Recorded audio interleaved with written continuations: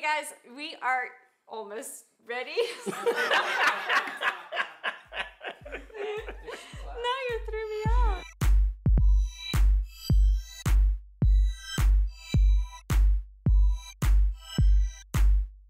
Hey guys, we are already on part 3 of our short series on Google+, and still joining me is Mike Merrill, who is not only the president of the Dallas Social Media Club, he's also the director of marketing at Reach Local, which is not really local, right? We are a global company in 4 countries, all over the US as well. Right, so right now we're gonna talk about Google+ extensions and the best Google+ websites. I'm really excited about this episode.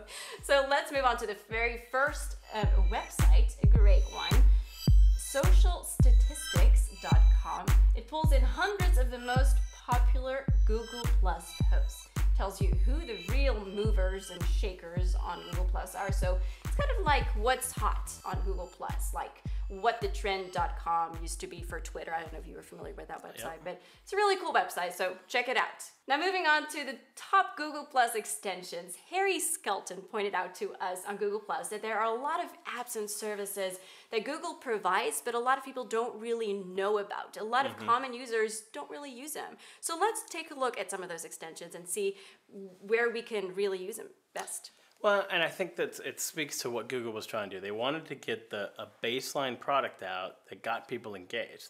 The problem is when Google+ started, it attracted a lot of technology early adopters. So one of the issues was around comments. There were so many comments on early posts. Oh, I remember that. So you'd scroll and scroll and scroll. So comment toggle is one that allows you to hide and show comments. So you scroll it and it hides all the comments. If you want to expand, you can expand it, but it doesn't fill the screen. It's awesome. So I encourage that one. A second one is more and more people start to post photos because they want their photos to show up in Google search, right? Remember the search tie-in? More and more people started to post photos. You had to click on it to actually see it, right? Which opened it in a different window. Yes, yeah. There's a great one called Photo Zoom that allow you to basically mouse over the photo and it'll enlarge it in the feed. Oh, that's awesome. Saving you a lot of time and not having to click through and go through all of the various next arrows to see the photos. Oh, that's great. That's awesome. Another one called Helper for Google. This is an extension that adds Twitter and translate a translate link to every Google post, so you can translate this to another language. I love that because if you speak several languages and you can't really translate it very fast, or you don't speak the language, then at least it's very quick, one button, and it will translate it for you. Well, and it's also leveraging Google Translate within the browser, which helps too. Another one is Publish Sync. A lot of people ask, I've just started out on Google+, but I've got all these other networks out here that have huge communities, right? Yeah. Facebook and Twitter. How do I pull them into my Google+ page, or how do I cross-post? So there's a couple out there. The one I use is called Publish Sync that allows me to cross-post to Google, Facebook, and Twitter from each other. It's like a Hootsuite kind of? Similar, but it actually sits within the browser. It's within the Chrome browser. So again, many of these are Chrome browser extensions, right? So you have to be running Chrome to get the powerful extensions. Don't make sense, Google. But, I warn people, before you cross-post, think of your audience. They don't want to see it all 3 places at the exact same time. Yes, of course. That's, I think, a mistake that still a lot of people make. Yeah.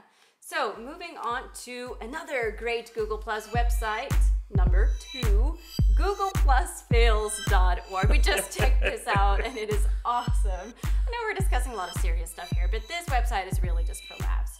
It's a great website if you want to have a laugh and see everything that can go wrong on Google+. And trust me, a lot of things do go wrong. Just like on Facebook, people post things they shouldn't be posting. Not very safe for work, but definitely check it out. Gplus.org. All right. Comment muting, another Google+ extension. Yeah, so this is similar to comment toggle. This allows you to mute all of the comments after the fact, right? This is a common challenge with Facebook, right? Someone has, say Mashable goes out and posts a post on your Facebook wall, and you comment.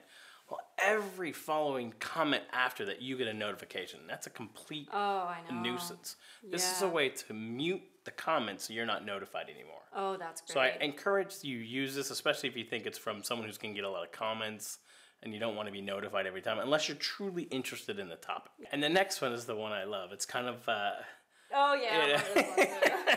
if we had this on Facebook, right, the dislike button. I know. Everyone has been calling for the dislike button. Well, we have it on Google Plus, apparently. This is one that I actually need to install this one. It's called the -1.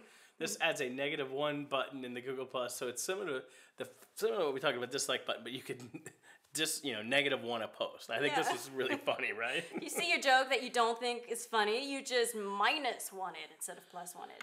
Yeah, and the last one is a great utility called Replies and More, which not only gives you the ability to do a little cross post as well, but reply directly to the author. Oh, that is great. Right, so if you want to reply to the author and comment directly to him versus making it look like you're replying to people in the comment stream, this is a way to let the author know you're talking directly to him. Yeah, so you don't have to go to their profile and then send them a message or anything. Well, this is within a post, within a comment feed, Yeah, that's great.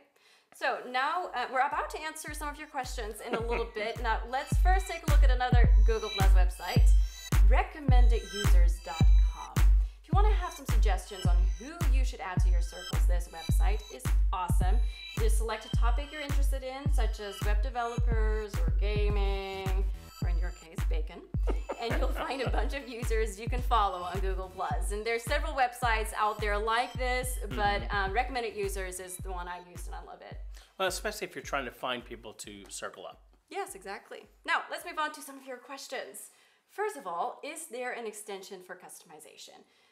Piotrek Rybaltowski, I hope I pronounced that okay, asks if and when there will be more customization options like the width of your profile. Now, I know there's certain things you can do, like there's certain extensions that you can kind of customize your profile with, but to what extent can you customize it? Well, so I haven't seen much yet, but there's probably some folks working on Google extensions out there. Yeah. But the one I just get a kick out is the one that allows you to make your Google Plus profile look like Facebook.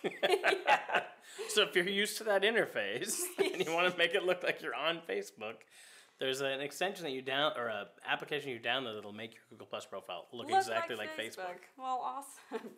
Now, let's end this series with a very interesting question, I think, by Scott Duke. And you know Scott, right? Yeah, I do. Thanks, Scott, for the question. So he writes, since over 85% of the people on Facebook will not use Google Plus due to their friends are not on Facebook, what should Google do to entice more people to actually join Google+? Now, this is something a lot of people have been wondering, what is Google going to do in the future? There has been, a spike in the beginning, and then it was slowing down, the spike when pages came up.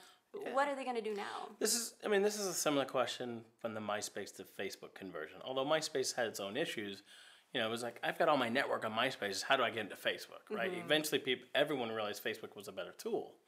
With Google Plus, it's going to take people a long time to realize the value of Google, because there's a lot of things that Google Plus is going to do for search that some people may not realize will be helpful to them.